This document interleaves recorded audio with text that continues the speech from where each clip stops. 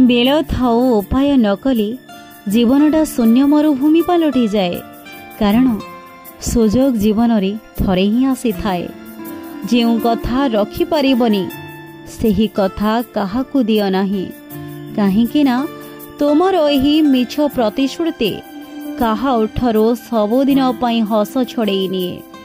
प्रभु सर्वदा मंगलमय मनी करी जीवनर समस्त कर्म करी चलंतु। फल कामना त्याग करी ईश्वर उपासना करंतु। वास्तव दुनिया सबुबेले अलगा आउ सबुबेले अलगा होई थाए। भावना दुनिया ठारू ही संपूर्ण अलगा। सेइथिपई सबुबेले बुझी विचारे निष्पत्ति नेबा दरकार।